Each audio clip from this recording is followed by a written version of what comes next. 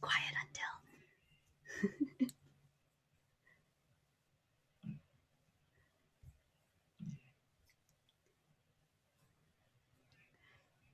And I never know, but I think it's time to go. Just be quiet until.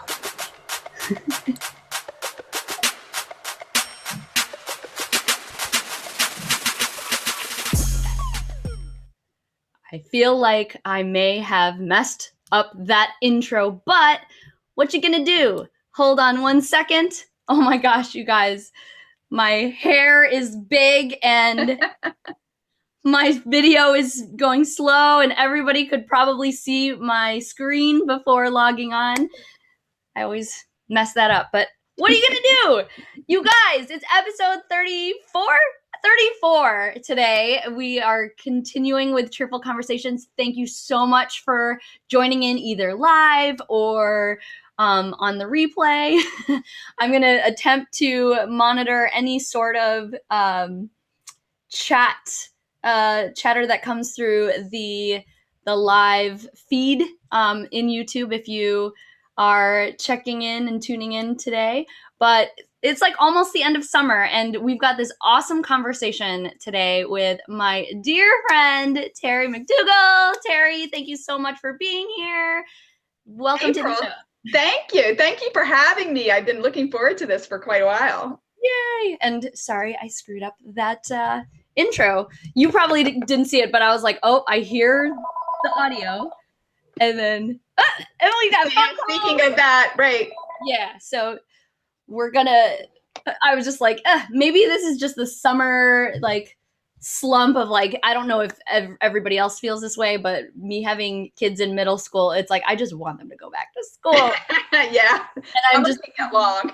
Yeah, I'm keeping my fingers crossed that they don't come down here and be asking for something, but they've been really good all summer with the episodes that I've done, so we'll see. But anyways, let's talk, because we are doing a show on the theme being the real you at work. So this is more of an authenticity conversation, but we're applying it to one of the places where I feel like it's the hardest to be authentic sometimes. And I felt that when I was working for somebody else, and it's probably most of the reason why I'm working for myself right now, but I know that it shouldn't have to be this way. And I would love to have a conversation about trying to shift that inability to be authentic in the workplace. And I don't have, this is the perfect person to have this conversation with. And so, Terry, I'm so excited about our conversation today. And before we get started, and while I kind of get my computer situated with notes and everything, why don't you tell everybody all about the amazing things that you are and do? Okay, well, I am Terry McDougall, and I am the founder of Terry B. McDougall Coaching, and I am a leadership success coach. So I work with people who are corporate leaders to help them be more effective and happier in what they do every day.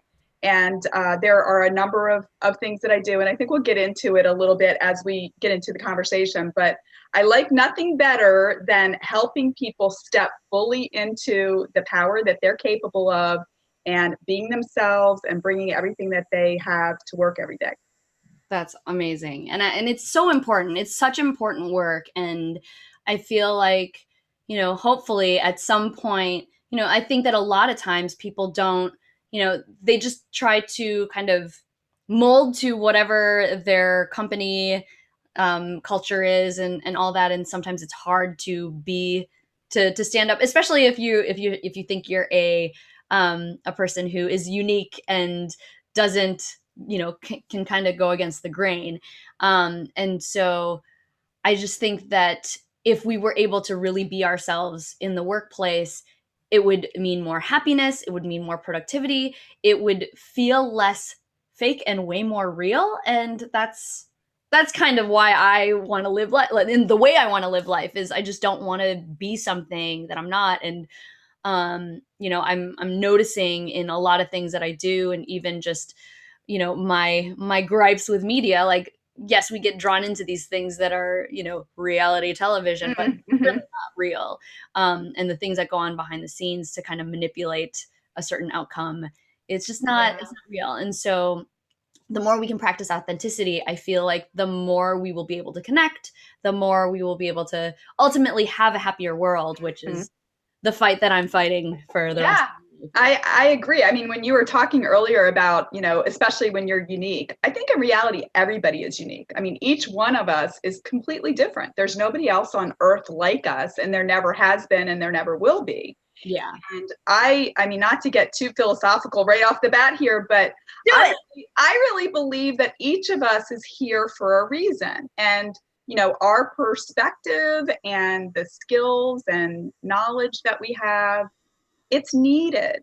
It's Yeah. needed. And so often, we look at ourselves more like, oh, I've got to fit this certain mold, or, Mhm. even when companies are hiring, a lot of times it's sort of like, okay, we're looking for like this cookie cutter approach to filling a certain role. And it can feel very limiting to Yeah. people. And sometimes people maybe get the message that they can't really be fully who they are in their jobs, and a lot of times that causes unhappiness, depression, lack of engagement at work. Yeah. um, so there's just a lot of things that aren't good for companies and aren't good for people when people don't feel like they can just show up as who they are fully. Yeah, totally. So we're going to dive in more about that after we do some introductory stuff, because I think it's always important to get to know the people that you're going to be listening to for the next hour, and more of kind of the outside stuff that, or what we're bringing to the table and the perspective Mhm. that we're bringing. So to get to know each other. So, um, Terry, you and I met through IPEC. So I've had a lot of IPEC people on the show, which is just going to be normal because all of us have similar philosophies. All of us Yeah. get along. But we met during your training, right? It was your Yes. med too. It was all close to 2 years ago, I think. I know it's It's just hard to crazy believe. how much time has passed. And I keep on thinking about, because at that point I had already been out of IPEC for 2 years. So it's like I have to double that and think about, man, I've been doing this for a long time. This is probably the job I've committed to the longest, which is scary and exciting all at the same time. And the beauty of this job is that when I get bored with it, I can shift some stuff around. Absolutely. You can be yourself I and can bring your be full myself, self to your job. full self. And I think we bonded over this idea of just kind of both being, and we both live in Illinois. So we kind of Mhm. live in the, North Shore, where there's a lot of competition. It's a lot of prestige when it comes to education, academics, and Mhm. work.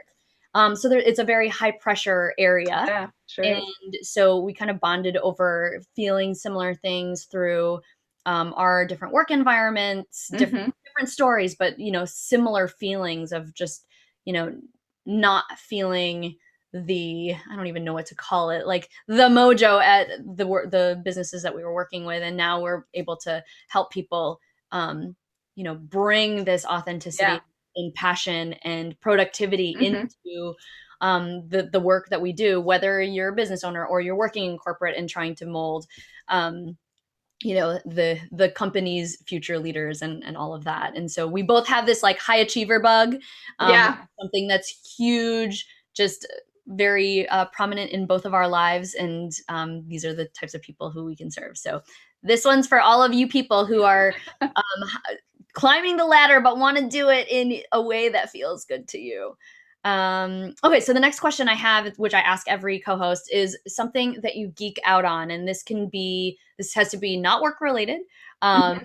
which can be a struggle because most of the people I talk to have Mhm. passion-based careers. But fun fact about you that people might not expect about you or know, or something that is unique to you, and something that you're super passionate about. Well, one thing that I'm a real geek about is my dog. I have a puggle, and which is a mix between a pug and a beagle. And I've turned into one of those people that, like, even though I have 3 kids, I've turned into one of those people that kind of treats my dog like my kid. Yeah. So she can just absolutely do no wrong. She follows me around all day. I'm on like Pugglemania on Facebook, and just like Oh. cheers me up anytime just to go out and look at these little dogs and how Yeah. sweet they are. So that's kind of what I'm really geeky and nerdy about. There's a lot of other things too. Yeah, me too. That's awesome. So is your dog hanging out in the room with you? Because she's laying on the couch over there, and in fact, she's 13 now, and we just figured out recently that she has gone deaf. That's what happened to our dog too. Our dog Yeah. is 13. He turned 13 in May, and it's, he has this habit of, this is so disgusting, that he eats his poop.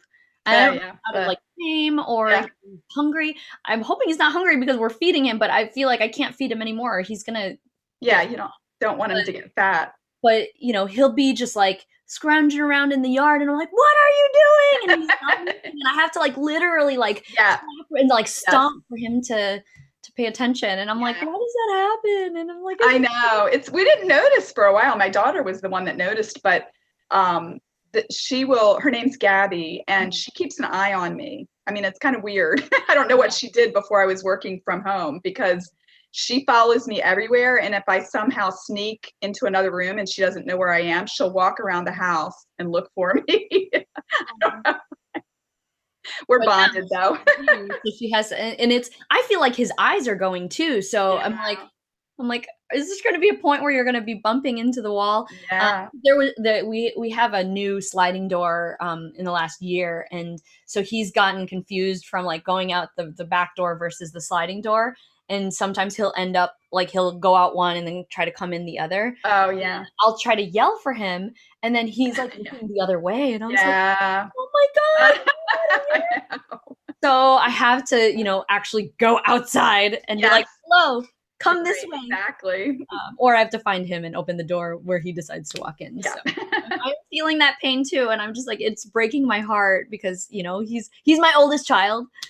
And, I'm just like, oh God, I just don't want to even deal with what's coming in the next year. I know. I didn't know how attached I would get to her. Now I'm like, I keep seeing like 15-year-old puggles on the Pugglemania page, and I'm like, oh good, I'm glad. I want to have her for longer. Yeah, me too. So okay, the next thing that I want to do is, I have this like little game that I've used to conversation pieces. It's called Vulnerability is Sexy. I'm gonna grab it here. Okay.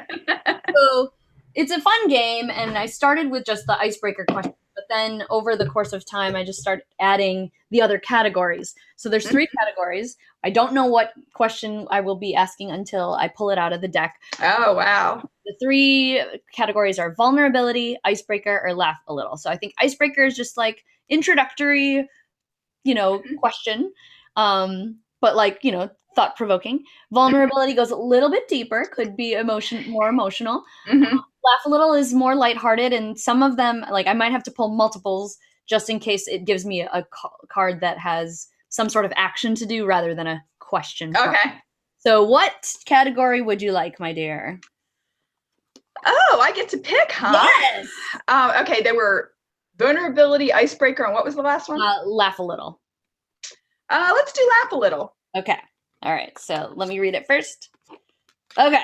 So here is the question, and I'm going to I'll read it, but I'll just try to put it so people can see, and sometimes it takes a while. So Harry Potter, Lord of the Rings, or Star Wars? What is your choice? That is the question. Harry Potter. Harry Potter. I agree. So let's take this the next step and say why. Why Harry Potter over the other 2? I just loved that world. I just, I felt like I bought the first edition Harry Potter as soon as I heard about it. I read it like long before the movies came out. I think maybe my oldest child was a baby at the time. So here I was reading like young adult fiction, but I loved it. And I just loved how it took me back to my own childhood of stories that I liked, like Charlie and the Chocolate Factory, and it built that whole world. Yeah. All the magic.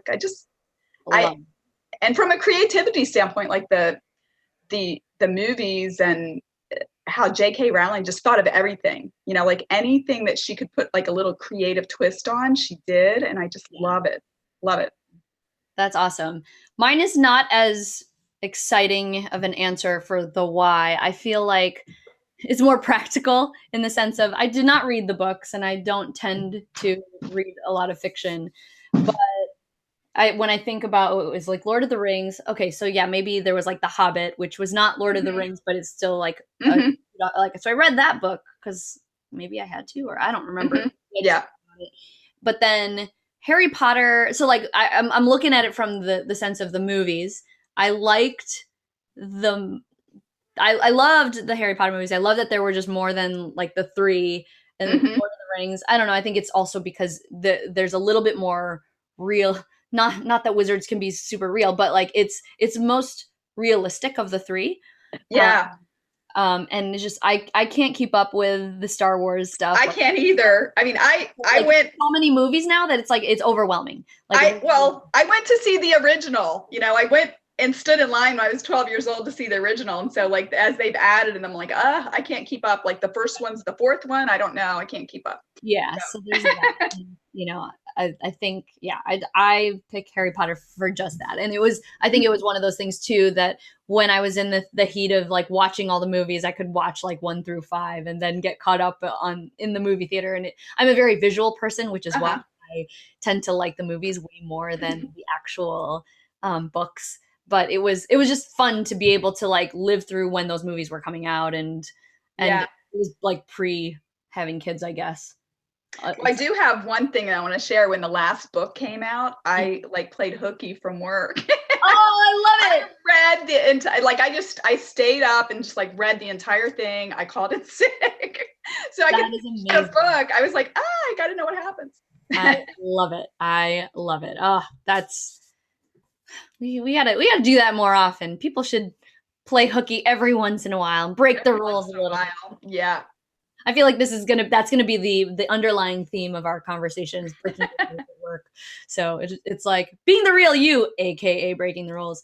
Okay, so one more thing that we want to do before we really start diving into this concept of being authentic in the workplace is the Cheerful News segment, which for those of you who have been watching, you kind of know the drill. But for those of you who don't, this is and just an opportunity as just one of my personal agendas in life to spread more positivity in the world. And there is positive news out there, but sometimes you have to look a little bit further to find it because the more dramatic, fake, negative stuff tends to bubble to the surface a lot easier than the positive stuff. Yeah. So this is just our effort to just continue to push positive energy around because we need it, people. We really, really need it. So do you want me to go first?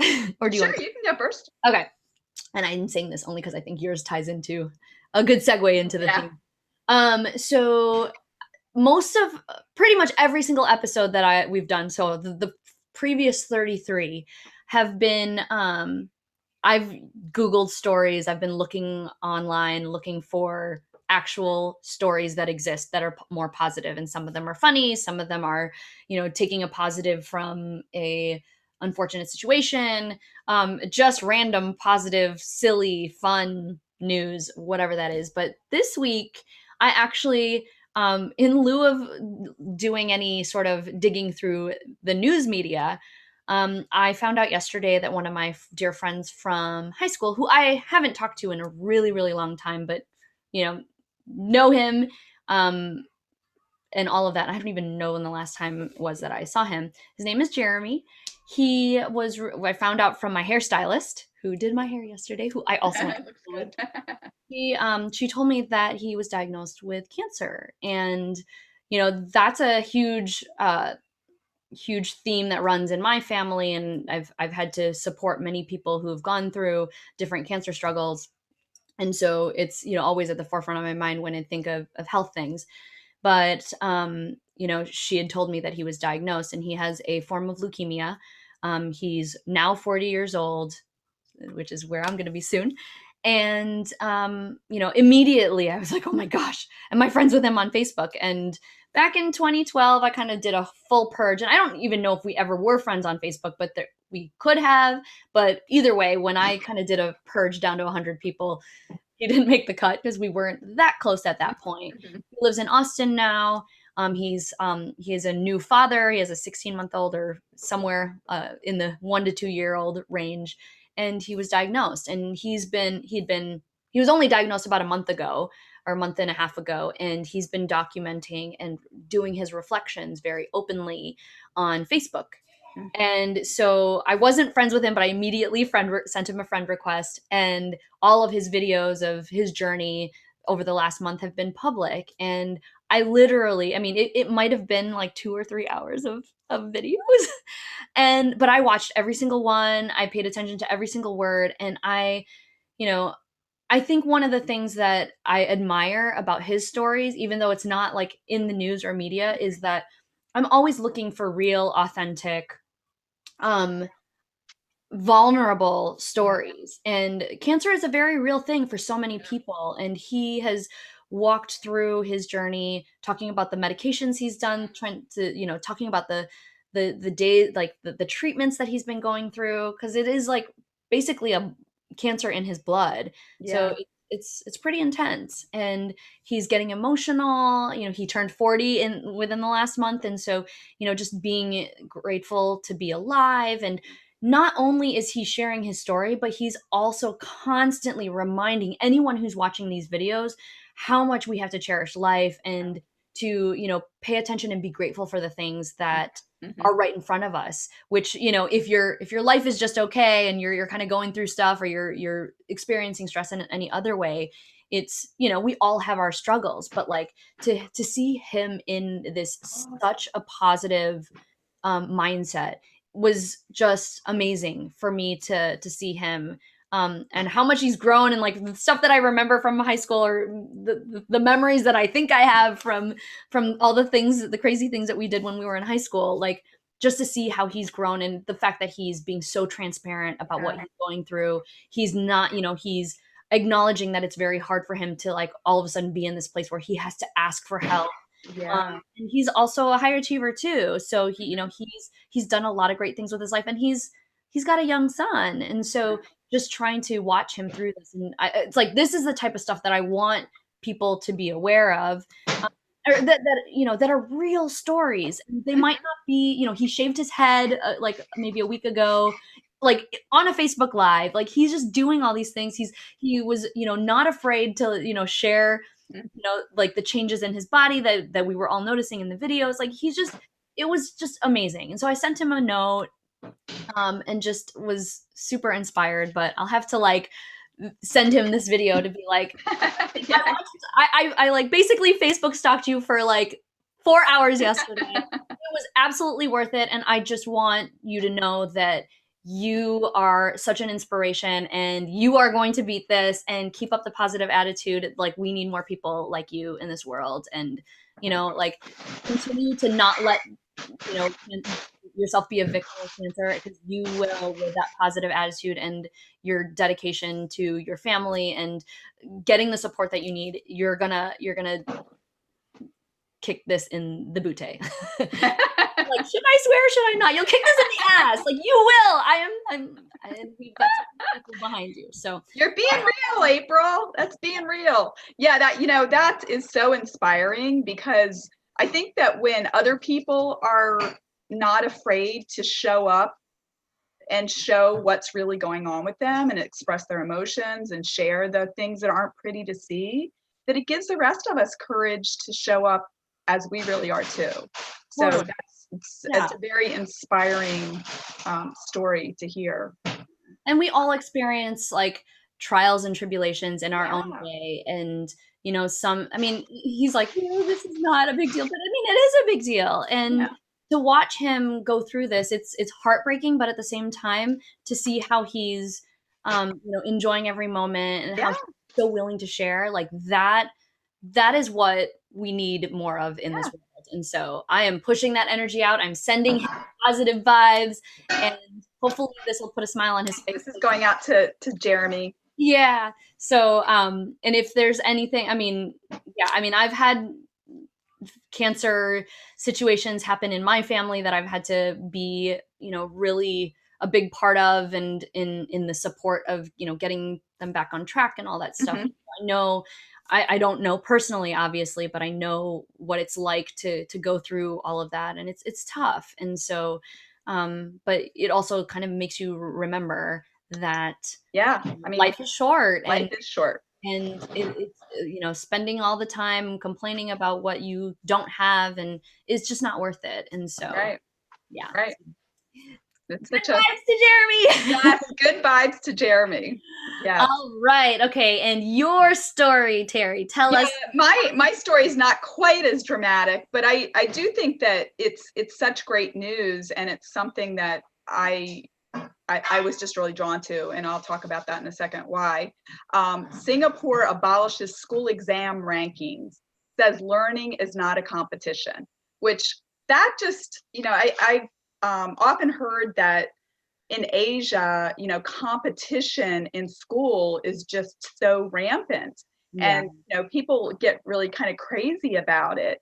And, I mean, there's enough competition here in the United States with people, paying coaches to help their kids get into college, and, people feeling like they've got to major in a certain thing if they're going to be successful in life.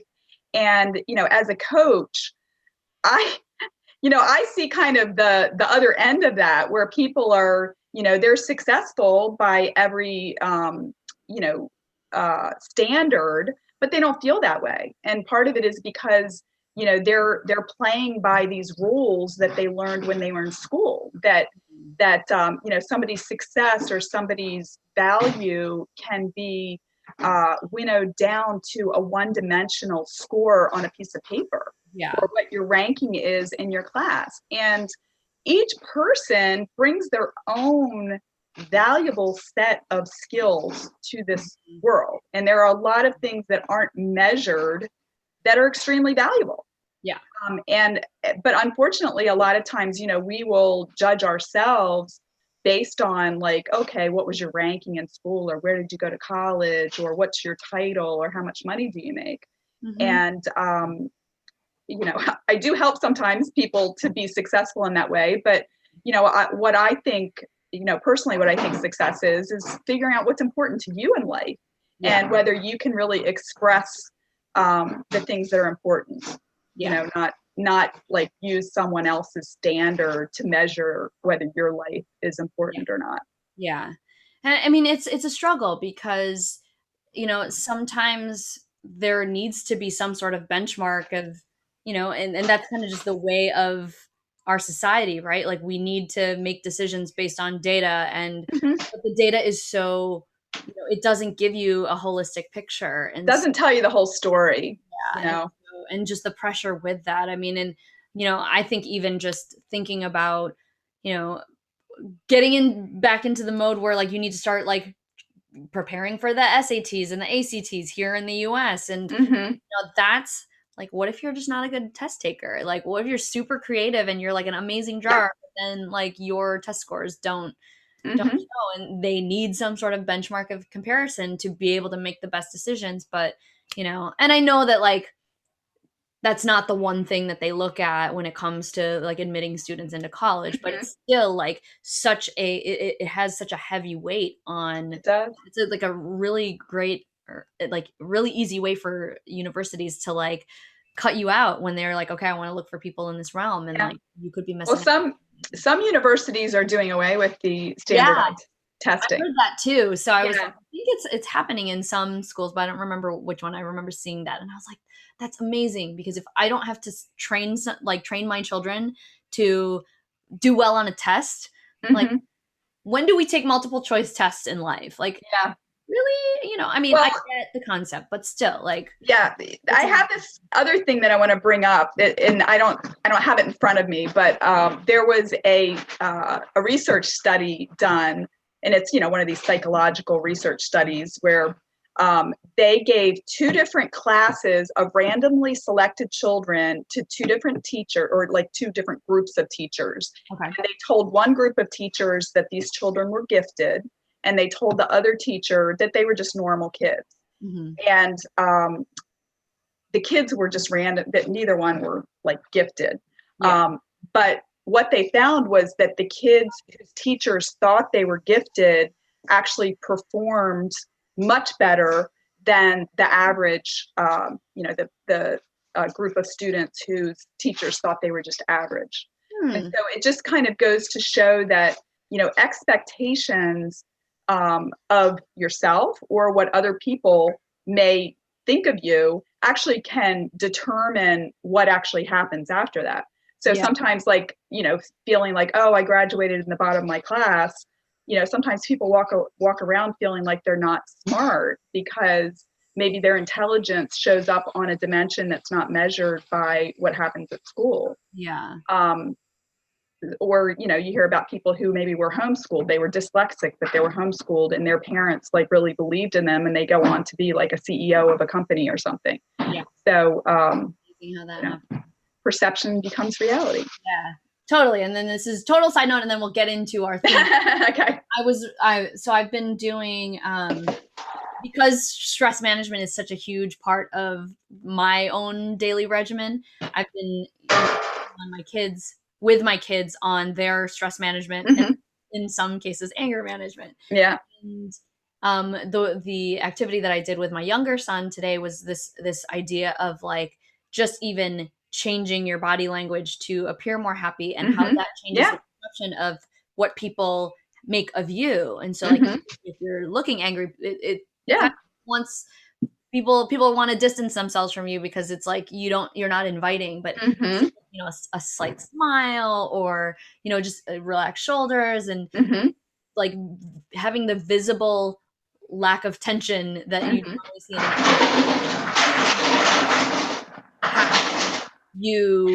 how people see you. And like they were saying that even if like you are more friendly, like that impacts the way that your teachers react to you. Yeah. So it's just very interesting how all those shifts can happen. So yeah.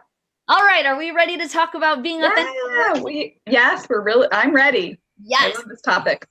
Okay, so as I was mentioning, this is a authenticity conversation at the core.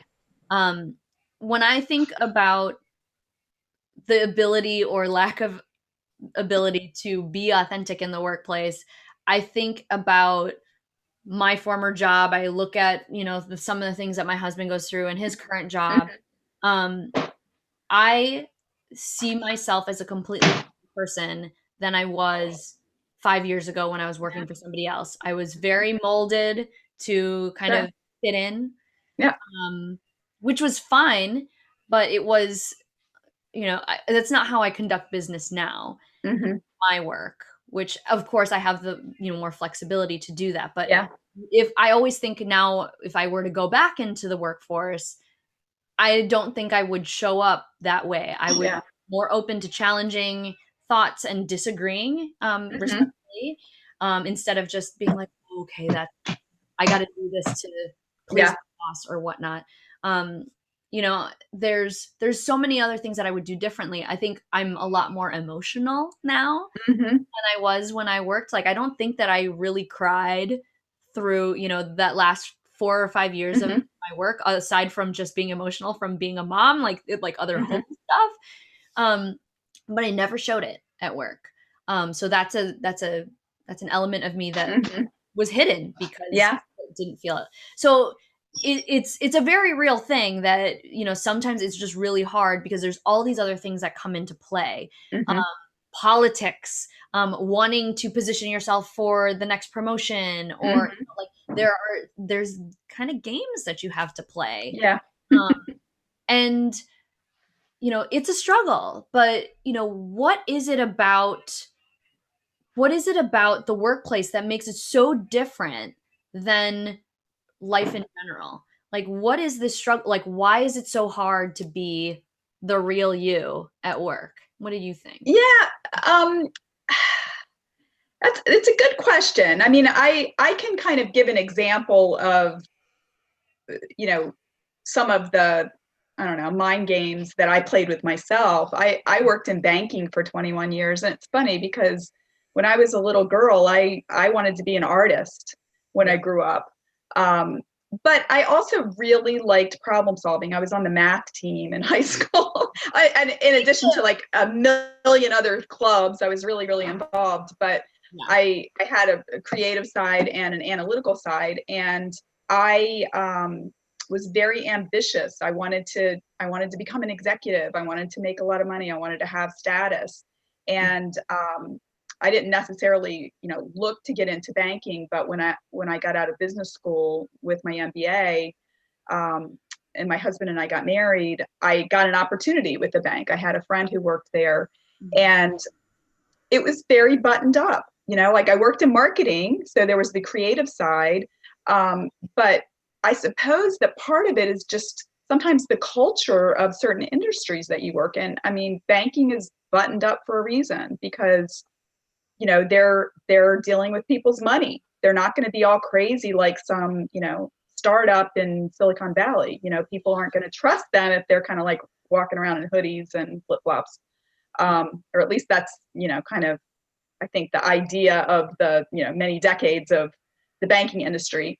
But coming in as a more creative person, I actually kind of got the message that I needed to fit in. I needed to dress the same way as the bankers did. These were the people that I needed to interact with. And for me to have credibility within that environment it was very right-brained, even though I'm more creative, I had to speak their language. And it's, it didn't really feel super authentic, but if I talked the way to these bankers that I would have talked had I not adapted my behavior, at least I don't feel like I would have been taken seriously. I wouldn't have had the credibility with them. I probably wouldn't have been successful in that environment. So in some ways I had to adapt the way that I worked to move up. And I was successful. Yeah. And I also think that there's sort of a balance. I one of the things that was really that I liked about that was that I actually had a good deal of freedom to, I was pretty autonomous, as long as my internal clients were happy, that I could just do what I needed to do. There were a lot of opportunities just because of some of the changes that were happening in banking where there'd be sort of like greenfield opportunities. So there was not a roadmap, so they'd be like, okay, go out and figure this out. There were a lot of opportunities to solve problems, which I liked. But, what happened with me was just that the place where I work got to be more mature and there were less of those kind of open-ended opportunities. And then all of a sudden it was kind of like, here's the handbook, turn to page 2, follow the directions to the T. And that's not the kind of person that I am. And it was really painful. It took me probably 3 years to recognize that it wasn't really a good fit for me anymore. And I kept, wanting to say, hey, like I see opportunities for innovation and, I couldn't be me. And so it was painful. Yeah. So I think, one of the things that is probably something that we all have to recognize when we're employed by somebody else, right? Is that each company or each, leadership team or whatever has their structure of core values, right? And or their mission, and there's something that drives what the company does. And so I think that there is a necessity in some sense to conform to that common goal, that common mission, because if you're not synchronized there, then of course there's going to be conflict. But but then it's almost like the relationship between the company's core values and your core values and how those melt together. If they can't interweave, then it causes some of these problems, right? Like if you're not somebody who really values, or if you value transparency and you value open communication, something that is very highly political, that type of environment might not be your thing. Whereas, in other cases, maybe you do like playing the political game and you might thrive in those things. But that's not to say that, one person is better than the other. Right, exactly. I mean, one of the things that I notice a lot in my coaching business is that a lot of times people haven't done the introspection to even like consciously understand what their values are and what they really need out of their role.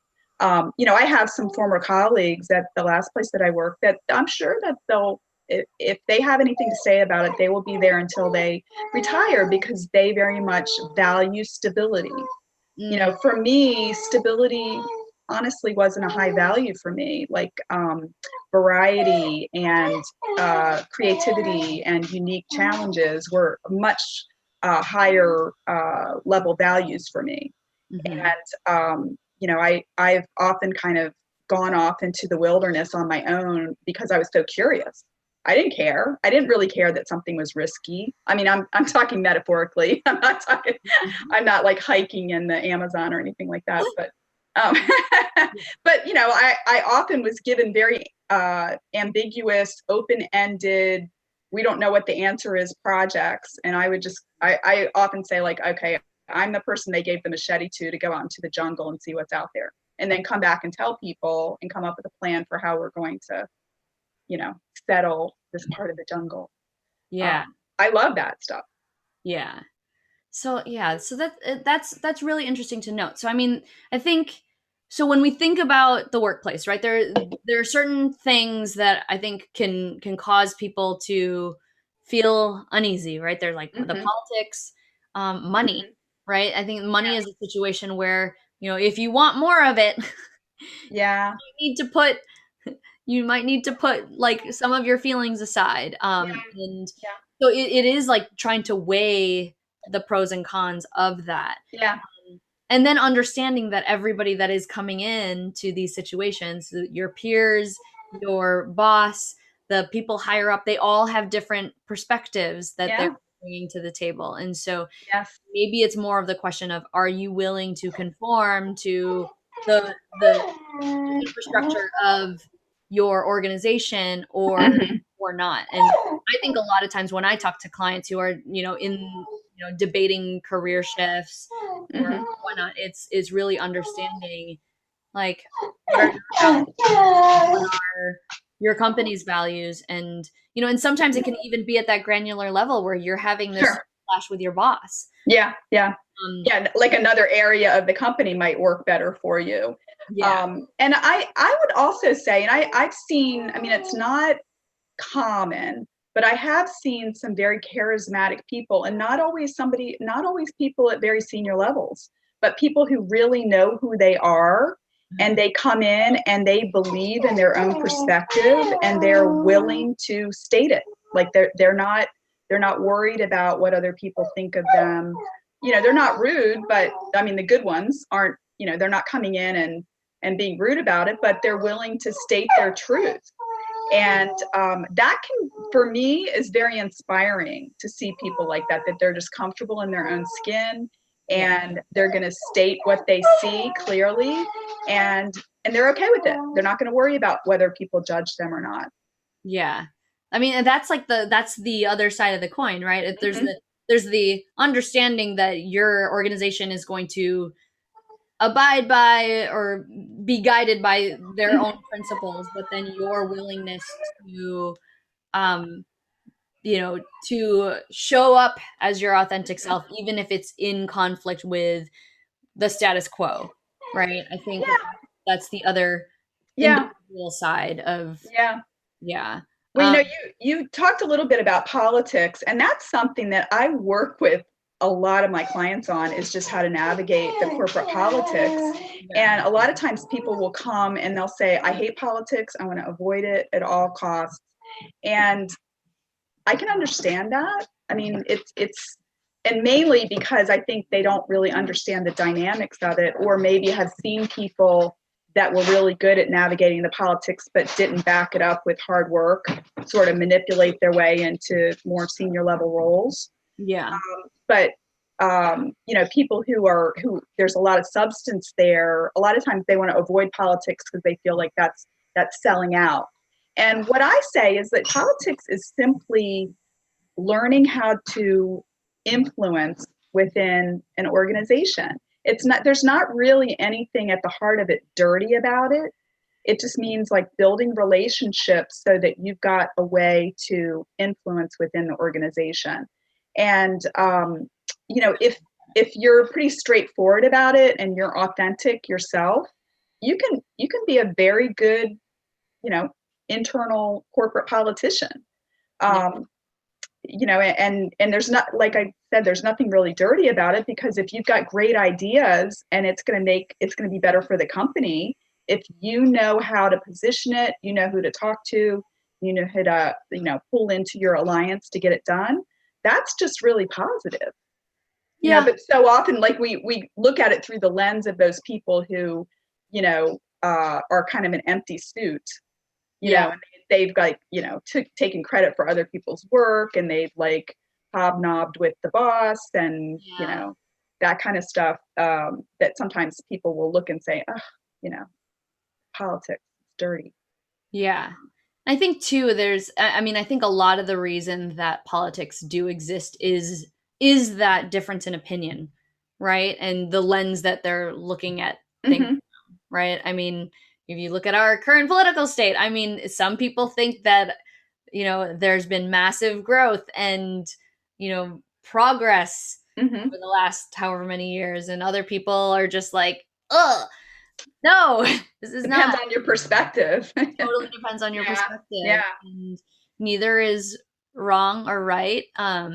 And I'm sure we all have our own like perspectives about what's going on, but Yeah, it's one of those things where, you know, I think that politics is kind of unavoidable. it It, is. I mean, if there's two or more people, you're going to have some form of politics. And so you can either like opt out of it and not have any, control over what happens, or you can learn how to play the game. And, I, one of the things I will typically work with people on is like taking the judgment out of what's actually going on.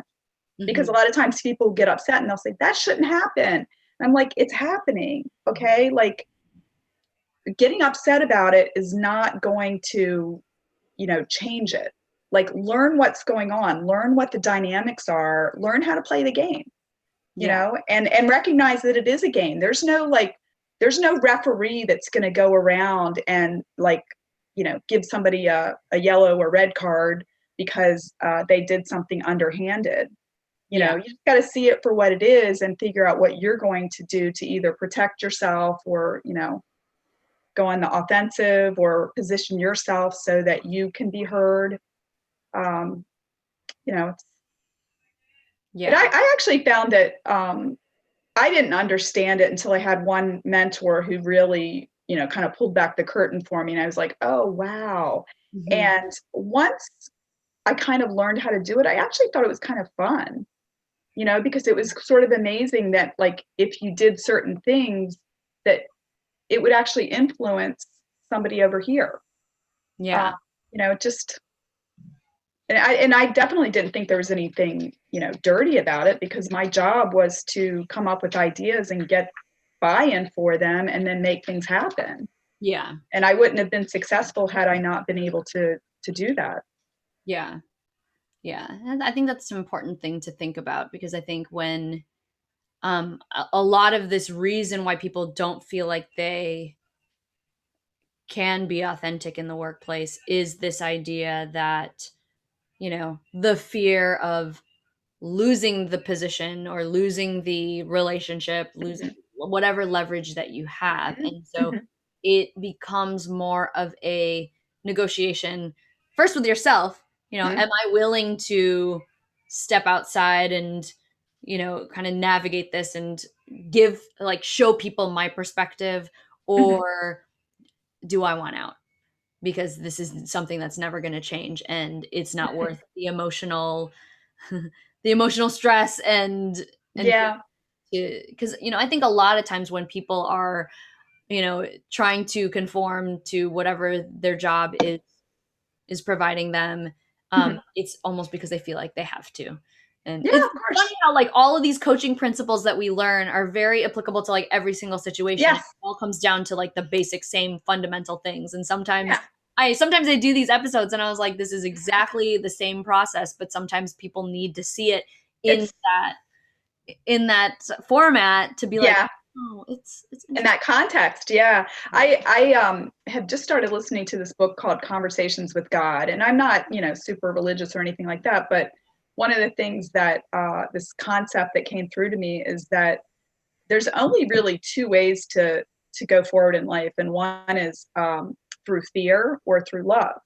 Mhm. And I feel like being authentic is, you're moving forward with love and with optimism, that, you love yourself enough to show up the way you really are, that you're not fearing that people are going to judge you, and maybe even coming to the reality, like, even if they do, if you love yourself, it doesn't matter if somebody else judges you. Who cares? Yeah. Right?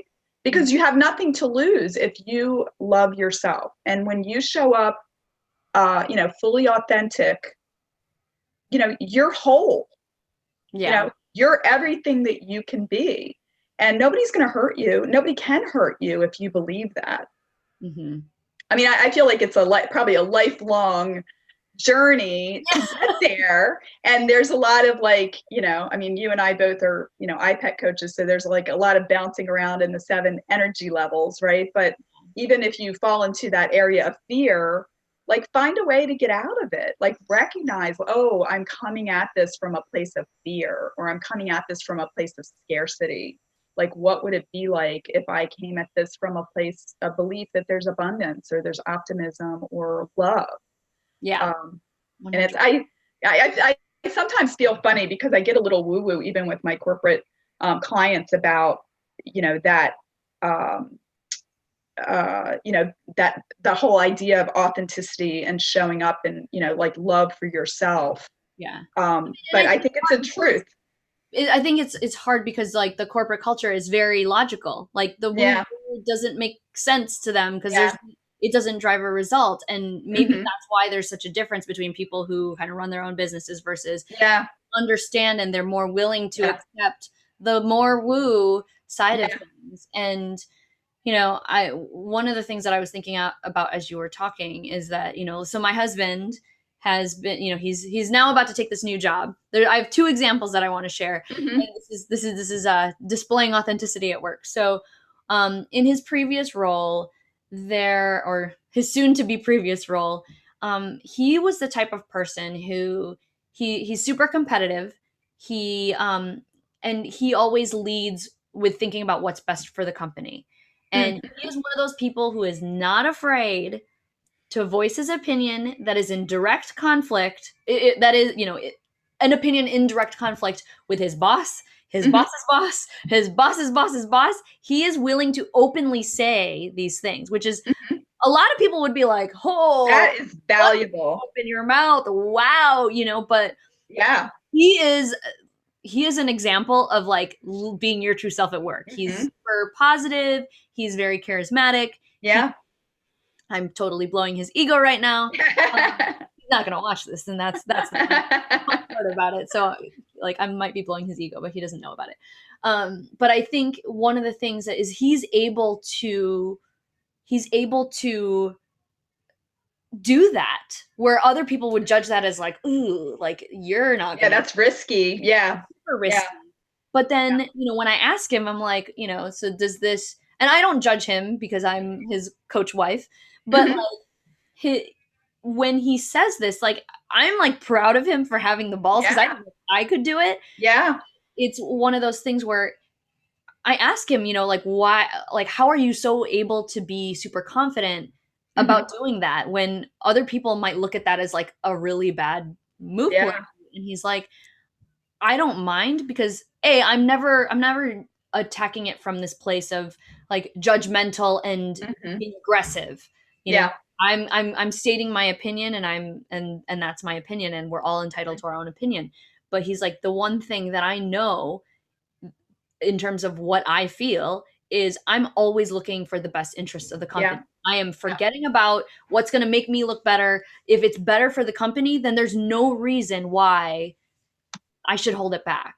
And I'm like, that's, so even thinking about like the why of whatever your actions are, I think that's a huge thing to think about. So that was one lesson that I think, if you are convicted in your why, then it doesn't matter how you show up. Because if you could give your opinion and your boss could still override you and poo-poo you. Absolutely. But thinking about what the worst that could happen, or thinking about, when you're in those places of fear and saying like, okay, well, I don't want to speak my mind, even though like I know this is totally wrong, instead of doing it behind somebody's back, but being open and honest, doing it from a place of respect. Yes.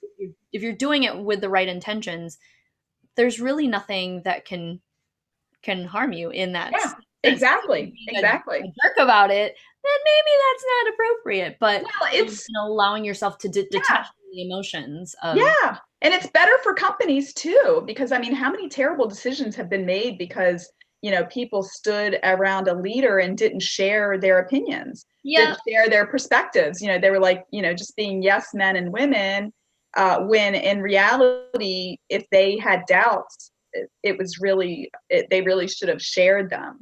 yeah, Um, absolutely. so, but sometimes again, like that's sort of probably somebody showing up from a place of fear, that Yeah, they're fearing that if there's any, dissonance between them and the boss, that means that they're not going to get ahead or whatever. mhm, That's not really true leadership in my mind. totally. Um, there was I had a conversation. I'm actually writing a book, Yeah.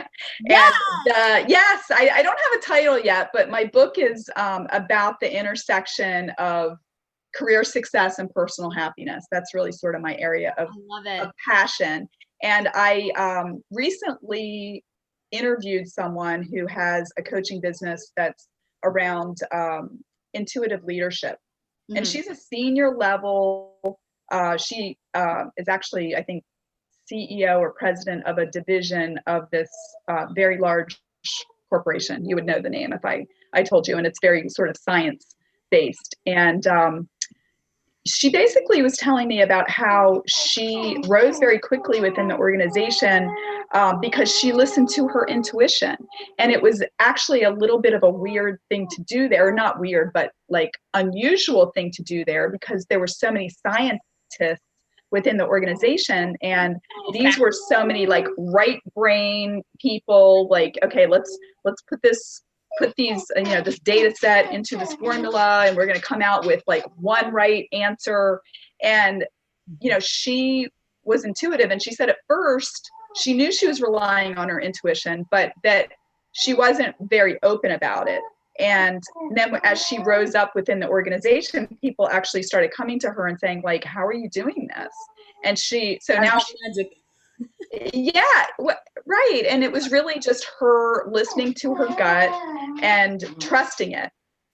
And so now she actually does sort of coaching on the side, and she does use her coaching in as a leader too. Yeah. But it's really about teaching other people to trust the intuition, trust their gut. And when you can combine this more rational way of thinking with what you're feeling in your heart or in your gut, I think better decisions are made. But I can tell you, I'm a very intuitive person, and I was a little reticent to share that because I trusted it, and I was able to advance. Like, I made decisions, I was able to come up with ideas, figure out how to influence people just by like kind of relying on my own intuition. But I didn't always like to share that that's how I came to make decisions, because working around a lot of like finance majors and people who were just a lot more logical and rational, I just didn't feel like it would hold water. Um, but yet it was funny, and I kind of recognized that I saw a lot of things that these people that were only relying on their brain did not notice. Yeah. So it's sort of like that emotional intelligence. For sure. I mean, and I think that was one of the biggest realizations as I made the shift into understanding that like intuition actually holds something, that I'm actually more successful now than I was when I was just trying to lean so much on fact. And like, it's weird because I'm like a super like math science geek, but like I'm almost, I am like a firm believer now that like every statistic, every rule is meant to be broken somehow. And there's always going to be the example that doesn't fit, that's still going to be just as valid as the time. And maybe it's not, statistically like the right way to go, but Yeah. there's always going to be something that's going to break the rule. Yeah. Yeah. Coming back to well, and that, I mean, quite frankly, those kind of that kind of knowledge and wisdom is actually the differentiator, right? Because anybody can use a formula and they're always going to come up with the same answer. But it's when somebody like comes at it from a different angle, or I feel like the way that I process is I just like take so much information in. I don't know what happens in the black box in my gut, but something comes out of that. I take in a lot of information and then I'm like, okay, this intuitively, I think this is the direction, or this is the answer. And I think that what happens at that level is where you get true creativity, where you get innovation, where you get things that are very original. And I mean, I guess kind of bringing it back around to the authenticity, like all of us have this, all of us have our own unique lens. And when we have the courage to look through that and share what we see, when we look through our unique lenses, we're making the world a richer place. Totally. And, I just, what I really try to do is help people step into that, believe in their own reality and be courageous about showing up as they are, because we need them. We need everybody. We really need everybody. Yeah.